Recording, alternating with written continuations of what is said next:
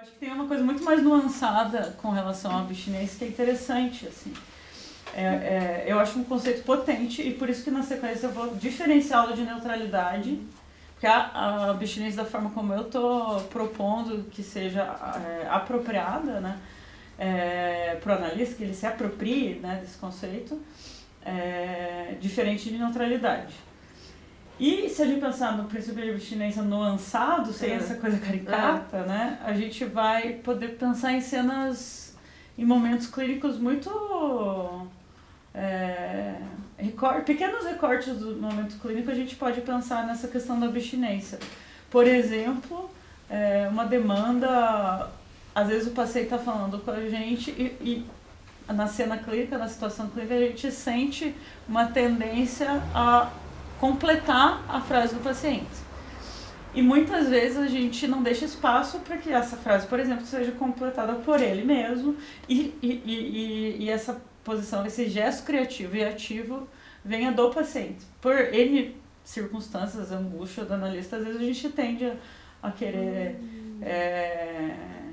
dar uma, como se fosse assim, um colo, né? Então, a questão da abstinência está nessas nuances, mas muitas vezes o acolhimento envolve algumas questões poderia chamar de fazer um continente, né? Então, é delicado e é do tato, é da ordem do tato. Por exemplo, eu tive situações clínicas que cada paciente acontece um jeito específico do oi e do tchau, do momento da entrada no consultório e do momento da despedida.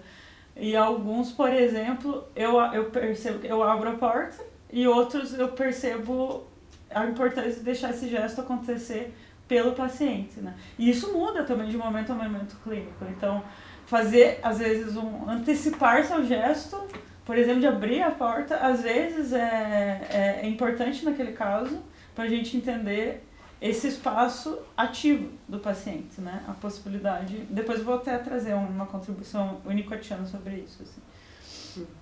Então, eu vou, com relação ao princípio da abstinência, eu vou falar da importância de tentar uma certa posição pendular. Nisso, do não responder nem afirmativamente, nem negativamente, e sustentar o conflito é como se a gente ficasse o tempo todo numa ginga. A gente precisa ter um gingado clínico, assim.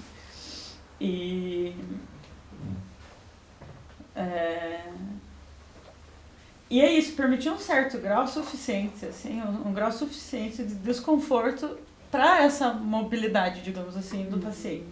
Que está ali, né, no texto do Freud, quando ele fala incitar, que essas forças incitem o paciente a trabalhar e efetuar mudanças, né? Então, é desse quantum de atividade que me parece que é preciso cuidado para que esse espaço exista, né, para o paciente conseguir se mobilizar.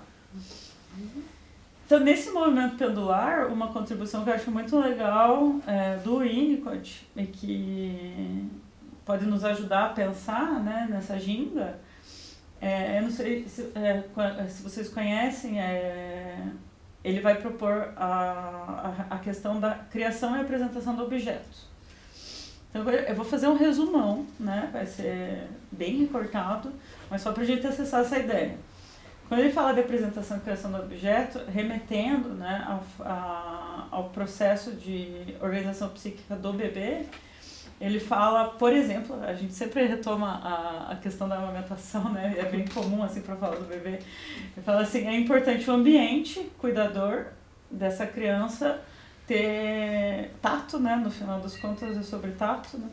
Tato suficiente para entender que o bebê busque o leite, que o bebê consiga ter algum desconforto de pedir por. Porque às vezes um ambiente muito angustiado traz o leite, por exemplo, antes do momento do bebê ter fome, ter algum tipo de gesto de busca pelo objeto, né? Então, um ambiente que é presente em excesso ou um ambiente ausente em excesso é prejudicial. Então ele fala dessa coisa pendular, né? De sentir o gesto do bebê e de apresentar o objeto quando o bebê, daí na proposição do Winnicott, está pronto a criar o objeto. Então, é um encontro, não é? Num momento sintônico, né? É uma possibilidade de sintonia, que é reexperimentada inúmeras vezes, né?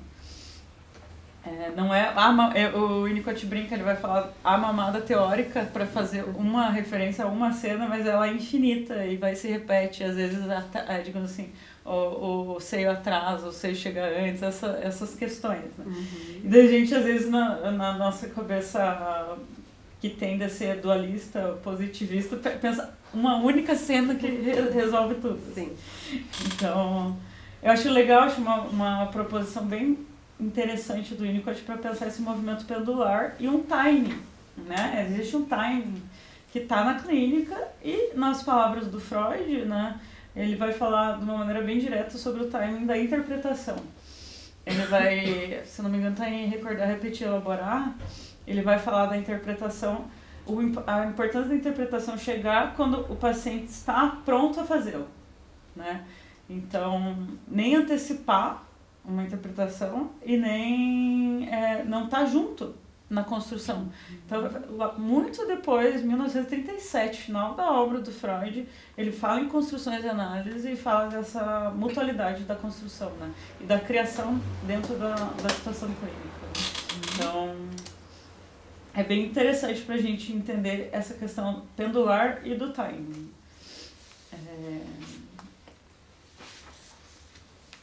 Então, assim, são muitas as possíveis leituras, né, e usos de cada escola, cada vertente, cada analista com relação à regra da abstinência.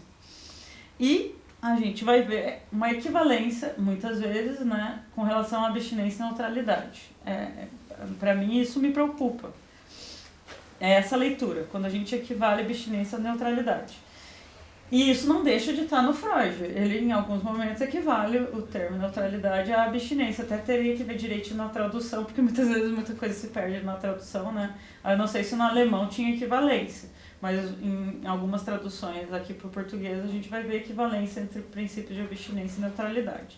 E essa equivalência está escrachada no dicionário do Laplanche-Pontales, né? Que é, assim, uma referência super importante, muita gente acessa.